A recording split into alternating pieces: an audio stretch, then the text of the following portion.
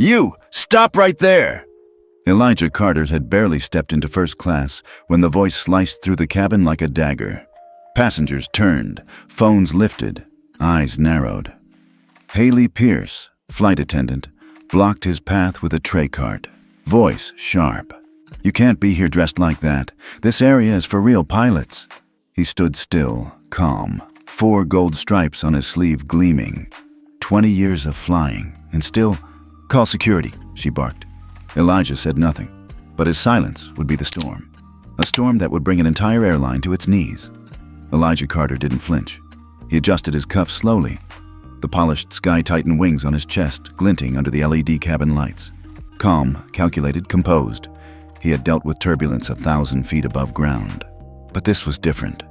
This was turbulence wearing a navy skirt and name tag that read, Haley Pierce.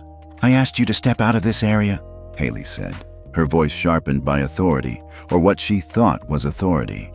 You're not allowed here. You're not crew. Elijah's gaze drifted toward the cockpit just 20 feet ahead, so close, yet barricaded by prejudice. Around them, first-class passengers exchanged glances. One man frowned. A woman in 2B whispered something under her breath. Then came the telltale click, a phone camera activating. Jordan White, a teenager in 3A, tilted his phone vertically and began filming. Bro, Jordan muttered, low but audible. They're stopping a pilot? For real?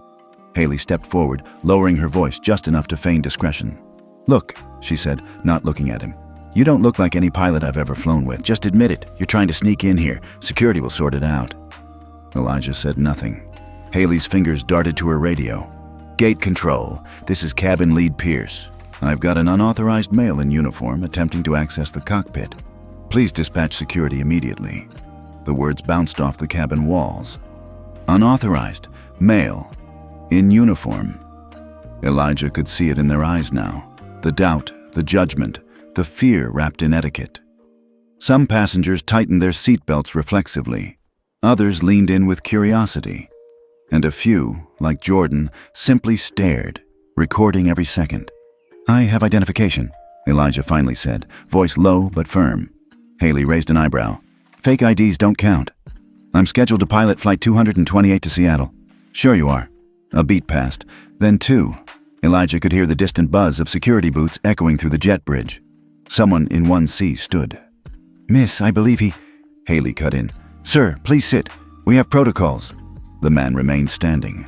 Meanwhile, Elijah simply adjusted the strap of his flight case and took one small step forward, enough to trigger another sharp command from Haley. Don't move. But he did. Just one step closer to the cockpit. One step deeper into the storm that was about to erupt. And though no one knew it yet, that step had just changed the course of the entire airline. Elijah reached calmly into the inner pocket of his jacket and pulled out a sleek leather credential wallet. With a quiet confidence born from years of routine, he unfolded it to reveal his pilot's ID, flight license, and Sky Titan-issued crew badge. The holographic watermark shimmered as he held it up toward Haley. There, he said simply. Captain Elijah Carter, scheduled to fly 228 to Seattle. Check the manifest. Haley didn't even lean in. She let out a short, mocking laugh. You're seriously going to double down on this? I've seen better fakes on Halloween. Some passengers gasped. One woman in 2D audibly whispered, That's too much. But Haley was unfazed. She turned to a nearby flight attendant and waved her hand dismissively. Tell Mason to send someone down from the gate. Before Elijah could speak again, another voice cut through the murmurs. What seems to be the issue here?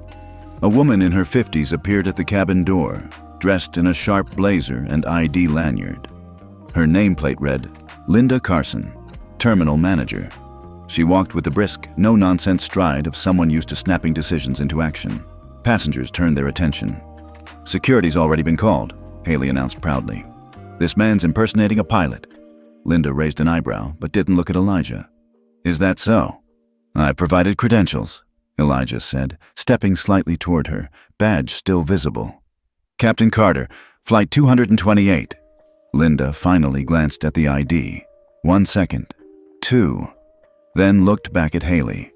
Doesn't match the manifest, she said curtly, without checking anything. Protocol says we don't argue. We remove. Elijah didn't react, but he did check his watch. Everything all right, sir? Asked Jordan from 3A, still holding his phone, now live streaming to an unknown number of viewers. The red dot blinked steadily. Elijah turned his gaze back to Linda. You haven't verified anything. We don't have time for this. You're disrupting operations. Elijah's phone buzzed. He glanced down at the screen. A message from Victor Chen, Sky Titan's CFO. Board meeting moved up. Be ready. I've got the documents. He locked the screen again. No one saw the text, but a shift in his posture said enough. The calm wasn't passive anymore. It was loaded, intentionally withheld. Linda crossed her arms. You have two options. Step off the plane or we remove you. Your choice. A second flight attendant appeared behind her, radio in hand. Security's on the way. Elijah didn't move.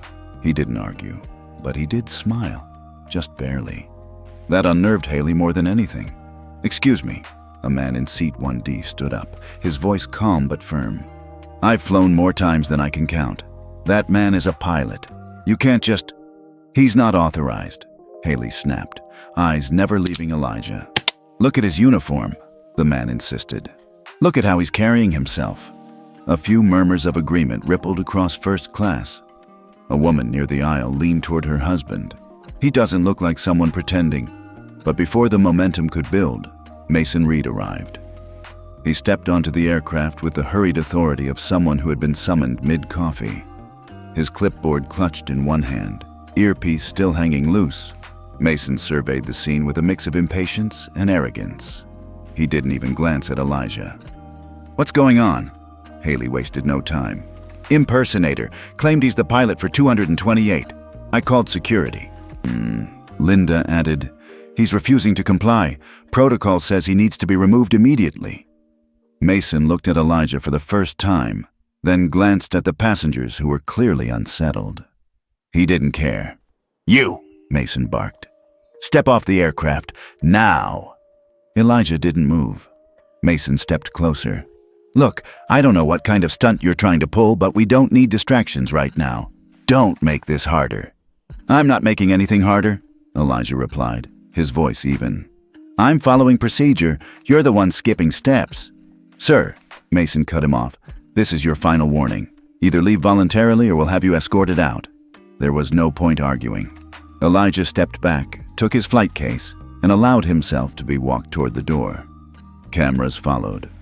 Jordan's live stream picked up every angle. Some passengers looked relieved, others disturbed. A few remained frozen, unsure how to react. As Elijah reached the threshold of the aircraft door, something unexpected happened. The gate radio crackled. Control to all Sky Titan gate agents. Immediate hold. Repeat. All operations under temporary suspension. Secure aircraft. Stand by for update. The words stopped Mason mid-stride. He pressed his earpiece tighter. What the hell? He muttered. Linda's phone buzzed. She glanced down, then did a double take. Is this system-wide? She asked aloud, disbelief coloring her voice. On the terminal monitors beyond the glass, flights began to update. Delayed, delayed, delayed. Then, one by one, canceled. Passengers inside the cabin stood up, peering toward the gate. The atmosphere shifted from confrontation to confusion. Something was happening, something big, and Elijah, he just watched. Not smug, not angry, but with the knowing stillness of someone who had just pulled the first brick from a wall about to fall. Elijah took a seat near gate C-12. Calm as ever, he set his flight case beside him and reached into his jacket. From an inner pocket, he pulled out a black phone, sleek, heavy, with no branding. No camera, just a matte surface and a small red light blinking softly at the corner. He unlocked it with a biometric scan, pressed a single button, and brought it to his ear. One ring. Authorization code, Delta 7 X-ray. Initiate sequence blackout. Click. The call ended in under 7 seconds. Elijah leaned back in the chair, hands resting on his thighs. He didn't check his regular phone. He didn't speak. He didn't move. Inside the terminal, a strange hush fell over the crowd. Conversations dimmed. Heads turned toward the large flight information screens mounted above the concourse. Flight 112, delayed. Flight 191, cancelled. Flight 228, suspended. Then came the red banners. Operations suspended. Operations suspended. Operations suspended. All at once, the airport pulsed with alarm without a sound being made. Staff murmured into radios. Pilots stepped out of cockpits to verify the alerts. Ground crew looked at their handheld devices and blinked in confusion. Back inside the jet bridge, Mason stared at his tablet, which had just rebooted itself. System error, it read. Connection to Sky Titan command lost. What's going on? Haley asked, panic creeping into her voice for the first time. Linda's phone buzzed again. She answered, nodded once, then went pale. They said it's coming from the central command node, but no one at HQ initiated it. Elijah watched from the sidelines as the ripple turned into a wave. In the control tower above, a young air traffic controller named Zoe pushed back from her desk. Sir, she said to her supervisor, we've lost ping feedback from every Sky Titan aircraft. Our systems can't push updates. It's like they're locked from the inside. Try backup routing, her supervisor barked. Already did. No response. They both looked at the screen. A map of blinking aircraft icons. All Sky Titan planes were frozen in place, held in some kind of digital limbo. Back at Gate C-12, Jordan's live stream had exploded. Something's going down, y'all, he whispered, panning from Elijah's stoic face to the red glowing departure board. His viewer count had passed 4,000, and still, Elijah said nothing. He merely reached into his flight case, pulled out a copy of The Art of Crisis Management, opened to the first page, and began to read. Like he had all the time in the world. Clear the front cabin, a voice commanded. 3 figures stepped onto the aircraft with urgency cloaked in tailored suits. Victor Chen, Sky Titan's CFO, led the way, flanked by Chief Legal Officer Dana Morales and Director of Communications, Evelyn Ross. They looked like a task force built for damage control. Haley's mouth opened in disbelief. Wait, why are they here? Victor didn't answer her. He didn't even look her way. His eyes locked onto Elijah, still seated calmly near the front. Passengers watched in stunned silence as the cabin transformed into a war room. Elijah, Victor said quietly. Are we doing this here? Elijah closed his book. Seems like the perfect place, doesn't it? Dana glanced nervously around the cabin. We should move this to the briefing room. No, Elijah replied. Everyone here deserves to witness this. Mason tried to step in. Who gave you authority to bring executives into this aircraft? Evelyn raised an eyebrow. Authority?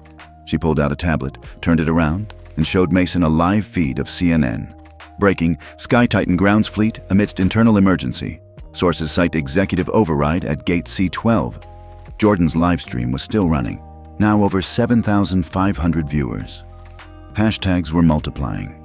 #Sky Titan lockdown # who is the Captain Victor took a step forward. If we're doing this, let's make it official. Elijah stood for the first time since the confrontation. The entire cabin held its breath. He reached into his flight case and pulled out a small titanium card, black with gold trim. Sky Titan's executive shareholder card. Only 10 existed globally. He held it up, not to gloat, but to clarify. My name is Captain Elijah Carter. I hold 42% controlling interest in Sky Titan Airlines. Gasps rippled through the cabin. Haley dropped her service pad. Mason blinked like he'd seen a ghost. Linda stepped back into the aisle, her voice barely above a whisper. That's impossible. No, Elijah said. What's impossible is how long it took for this company to address its own rot. What's impossible is how someone like me, fully licensed with years of service, can be dragged out of his own aircraft because of how he looks. He turned slightly toward the passengers. I grounded every Sky Titan flight today not to punish you, but to wake this system up. Dana was already pulling out compliance documents.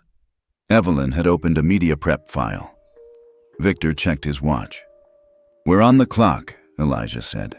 This isn't just a PR mess. This is the moment everything changes.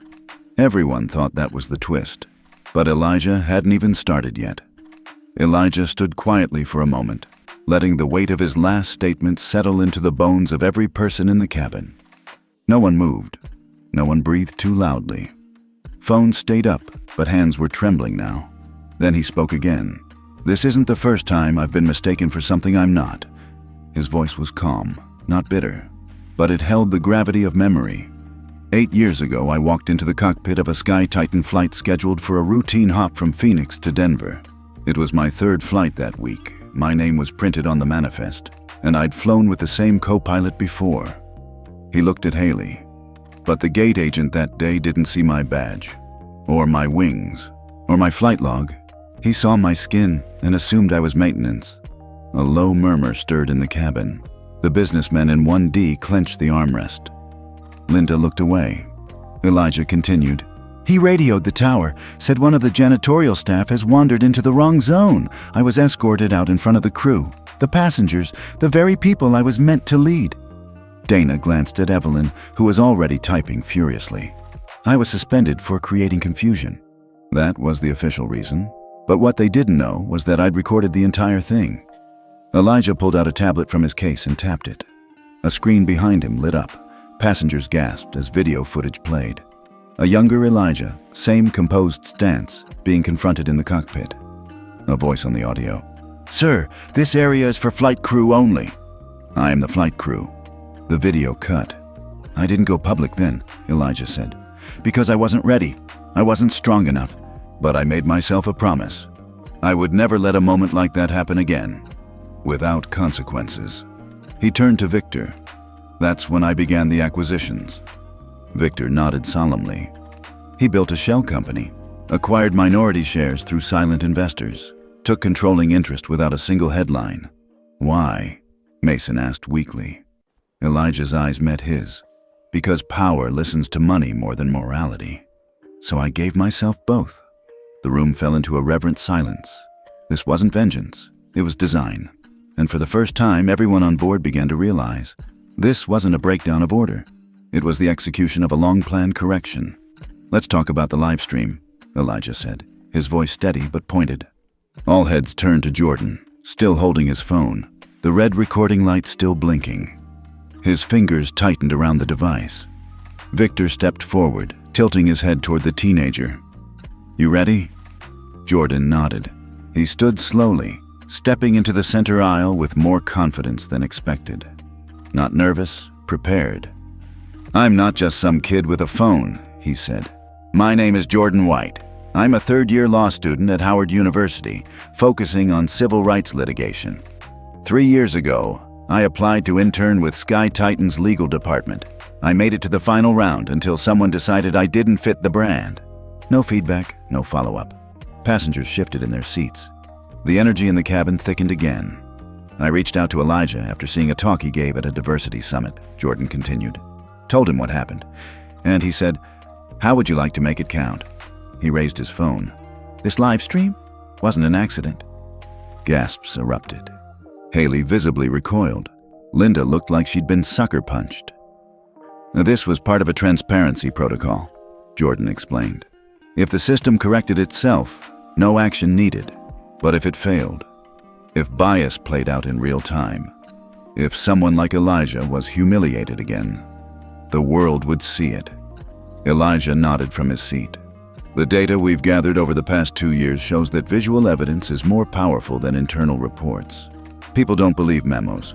They believe video." Jordan tapped his screen, revealing a split feed, multiple angles of the incident from within the plane. The footage had been auto-synced from surrounding passengers. A quiet tech upgrade Elijah had funded himself. "And yes," Jordan added, "those passengers didn't know they were helping, but every moment they captured supported a timeline of truth. Truth you can't spin. Truth you can't redact." Dana Morales, the legal chief, turned to Victor. "The viral metrics on this are already irreversible." Victor replied, "And that's the point." Jordan lowered his phone. "This isn't just going viral. It's going institutional. Every action taken today will be archived, time-stamped, and publicly accessible." Linda's voice cracked. "This is a setup." "No," Elijah said firmly. "This is a mirror, and you're upset at what you see in it." Passengers stared. silent and stunned. The twist had landed. And now, no one knew what else Elijah had planned. Elijah stepped forward once more, standing in the center aisle like a professor before his most difficult lecture. "I know many of you think this is about a single incident," he began. "A confrontation, a misunderstanding, a mishandled protocol." He scanned the room. "It's not." Silence followed. Every eye locked on him. "I wasn't scheduled to fly today," Elijah said. The cabin rippled with disbelief. "I didn't miss a gate change. I didn't forget my ID. I wasn't late for duty. This," he gestured around the cabin, "was orchestrated by me for a reason." Victor stepped forward, producing a thin folder and passing it to Dana, who began distributing documents to a few passengers. Inside were printouts marked confidential, internal bias response simulation. "This was a live field assessment," Elijah said, "for a policy we've spent 18 months developing. Sky Titan's new anti-discrimination framework is designed to test not only individual behavior, but system-wide response." He pointed to the tablet Evelyn was holding. The screen showed real-time evaluations, facial recognition analytics, time-stamped radio logs, AI-generated risk assessments. "Every interaction," Elijah continued, "was logged, every decision timed, every failure categorized." Haley sank into a seat, pale. Linda's arms dropped to her sides. Mason looked like he wanted to vanish. "I wanted to believe," Elijah said quietly, "that we'd changed. That the work we've done in training, recruitment, leadership, it was enough. So I walked through your front door unannounced. Not as CEO, not even as captain, just as a black man in uniform." He let that sit. "I wanted to see who you really were, when no one was watching." Victor added, "The flight data delay. Engine warm-ups halted, all part of the simulation. We suspended operations for 90 minutes to make space for the truth." A passenger in 2B whispered, "This was a test." Elijah nodded. "And you failed." Gasps. Some passengers exchanged guilty glances. Others looked down. "But the point," Elijah added, "wasn't to trap anyone. It was to measure readiness, to understand how far we still have to go." He paused, turning toward the front of the plane. "And today, I got my answer." The emotional weight hung like fog. This wasn't revenge. This was accountability. With a surgeon's precision, a system had been measured, and now it was time to rebuild it. Dana Morales stepped to the front of the cabin like a prosecutor entering court. She held a slim binder in one hand, marked with Sky Titan's gold seal. Her voice, though calm, carried the weight of finality. "Effective immediately," she began. "We are initiating formal review and disciplinary procedures for conduct in violation of Sky Titan's core ethics policy." She turned to Paula first. "Ms. Carson, you disregarded protocol by failing to verify valid credentials. You authorized security removal without proper due diligence. Your failure to de-escalate escalated this to a reputational crisis." Paula's voice cracked. "Please, I have 2 children in college. My husband was just laid off. This job—" Dana raised a hand. "That doesn't undo the choice you made in the moment. Sky Titan's policy 6.3 states that discriminatory behavior, implicit or explicit, is grounds for immediate disciplinary action." Haley sat frozen. Her mascara had already begun to streak, but her hands stayed clenched at her sides, refusing to wipe the tears. "Miss Pierce," Dana said, "your behavior was recorded from 5 independent angles. You dismissed valid identification. You escalated the situation by calling for security without verification. You publicly humiliated a certified pilot and current executive." Jordan tapped his phone, projecting the footage on the seatback screens. 5 simultaneous recordings.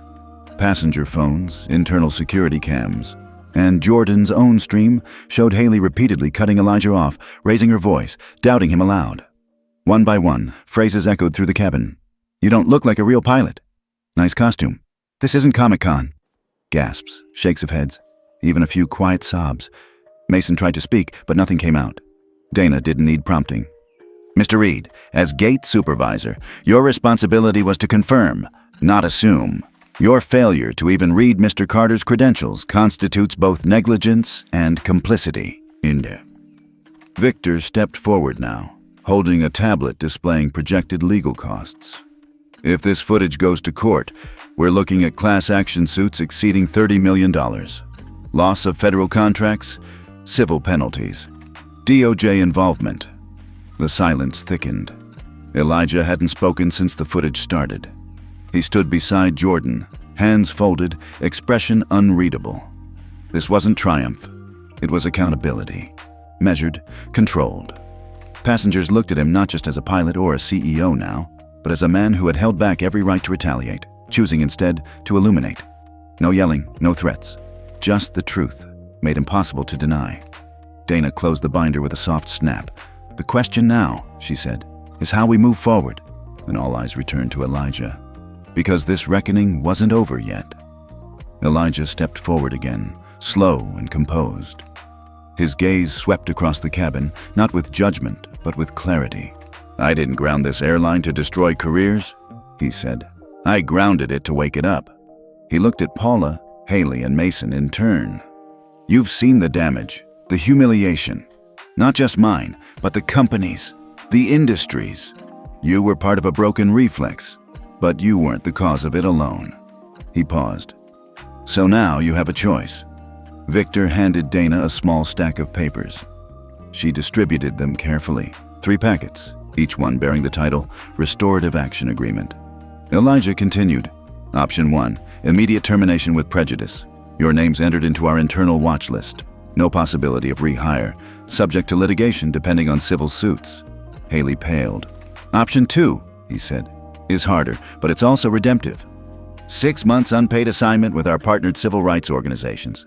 Bias training, community outreach, and a full audit of your professional conduct." He turned to Paula. "You'll begin as a trainee gate agent, from the bottom. You'll submit monthly reflection essays to our ethics board. If completed with sincerity, you'll be reinstated. Then to Mason. You'll be reassigned to customer accessibility, working with passengers with disabilities and underserved communities." Mason looked down, silent, but nodded.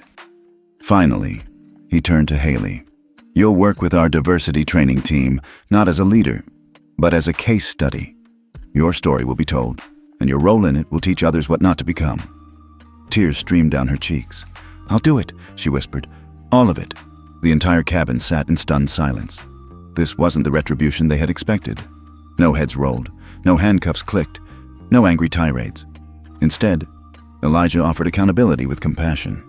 Jordan lowered his phone, no longer filming. He looked at Elijah with something between awe and gratitude. "This isn't just about fixing a company," Elijah said. "It's about fixing the instinct to exclude, the impulse to distrust people who don't look like us." Dana signed the forms with a quiet nod. Evelyn confirmed the agreements had been logged and time-stamped. Victor whispered, "They're going to talk about this for years." "Let them," Elijah replied. "But let's make sure what they talk about is the change." Passengers began to clap, slowly at first, then swelling with force. Not applause for a show, but for a decision. A man. A moment. A reckoning had passed, and redemption had begun. 6 months had passed since Flight 228 never left the runway, but changed the course of an entire industry. The world hadn't forgotten. In fact, it had paid attention. In a high-ceilinged conference hall in Geneva, surrounded by banners of every major airline and flags of 47 nations, Elijah Carter stood before a crowd of executives, regulators, and press. Behind him, a towering screen displayed one simple phrase: the New Sky Initiative. He wore no captain's hat today, no wings on his lapel, just a dark suit, a simple pin, and the calm presence of a man who no longer needed titles to assert his authority. "This," Elijah began, "is what happens when we choose to evolve instead of react." The audience leaned in. He gestured toward a side screen, which brought up profiles of 4 people, none of them Elijah. First, Haley Pierce. "Once a symbol of unchecked bias," Elijah said. "Now, the coordinator of our in-house bias training division. She's led over 120 sessions nationwide, with a 96% approval rating from attendees." The screen showed Haley, mid-presentation, passionately addressing a room full of staff. Her tone was measured, her eyes serious. She had become not just a messenger, but a mirror for others to reflect. Next, Paula Carson, now head of passenger service for Terminal 4, the busiest in our system. In her first month, customer satisfaction rose 32%. Her team calls her the most patient boss they've had. Images appeared of Paula helping an elderly traveler in a wheelchair, speaking with calm authority to a rowdy gate crowd. Her posture had changed, but so had her purpose. Then came Mason Reed. He now leads Sky Titan's accessibility division, implementing policies that make travel safer and smoother for passengers with disabilities. Last month, he personally designed a program that reduced wait times for wheelchair service by 40%. Footage rolled of Mason adjusting signage at check-in, giving sensitivity training to ramp agents, and quietly escorting a blind passenger to their gate. The final image was Jordan White, Director of Internal Communications. His department reviews, investigates, and archives every employee incident involving bias or abuse of power. He built our internal whistleblower system and trains our legal interns. The audience clapped softly as a clip played of Jordan leading a Zoom session with law students, the same confidence in his voice that once narrated a live stream now shaping company policy. Elijah turned back to the crowd. These 4 individuals didn't get erased, they got rebuilt. Because this isn't about canceling, it's about correcting. It's about building leaders who've seen the edge and walked back from it. A pause. The truth is, systems don't change because we get angry. They change because we lead them differently. We rewrite their rules. We challenge their defaults. He let the moment sit. Then, I grounded a fleet to prove a point, but the point wasn't power. It was purpose. The audience rose to its feet. Not for drama, but for a man who had built transformation not out of fury, but out of vision. As applause echoed through the auditorium, the camera panned back to the main screen. The New Sky Initiative, adopted by 17 airlines, implemented across 3 continents, and just beneath it, in simple white font, it began on a flight that never took off. The sun was just beginning to rise over the tarmac at JFK International as passengers boarded Flight 717 bound for San Francisco. To most, it was just another cross-country flight, another metal bird joining the endless ballet of departures and arrivals. But to Elijah Carter, seated in the left seat of the cockpit for the first time in 6 months, it was something more. This was not just a return to duty. It was a symbol. "Pre-flight complete," said Logan Myers, his longtime co-pilot, adjusting his headset. "You good up there, Captain?" Elijah nodded, a small smile forming. "More than good." He looked out across the runway, watching as ground crew guided the last few bags into the belly of the plane. Then, over the intercom, he greeted the passengers himself. "Ladies and gentlemen, this is Captain Elijah Carter. I want to personally welcome you aboard Sky Titan Flight 717. It's my honor to fly with you today." In the cabin, Jordan White sat in 6A, holding his phone steady. He was streaming live again, but not for exposure. This time it was for posterity. 6 months ago, he said quietly to the camera, this man grounded an entire airline to prove a point. Today he flies again, and the skies are different because of him. A few rows ahead, a little girl in a lavender hoodie turned to her mother. "Is that the pilot?" Her mother nodded. "The one from the story, remember?"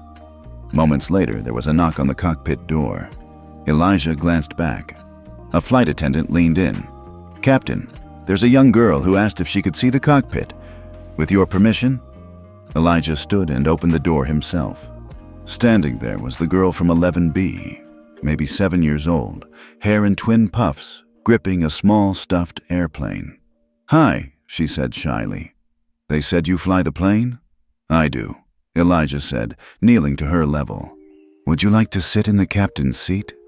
Her eyes widened like they held stars. "Can I?" He nodded, helping her climb into the seat. Her small hands brushed the controls. "I want to be a pilot too," she whispered. "You can," Elijah said. "And by the time you are, the sky will be waiting for you." Jordan turned his camera toward the cockpit, capturing the moment. Elijah beside the girl, her smile reaching all the way to the cabin door. The image would go viral within hours. As the girl returned to her seat, Elijah sat back down and put on his headset. Logan gave him a knowing glance and, "Still think change is slow?" Elijah chuckled. Not when it's flying. Moments later, the tower cleared them for departure. Sky Titan 717, your go for takeoff. With one smooth motion, Elijah eased the throttle forward. The engines roared, the wheels rolled, and the nose lifted. Into a new sky, not one rewritten overnight, but reshaped by courage and by choice. In that ascent was legacy. And the world, watching, quietly whispered. It all started when one man didn't just speak, he acted.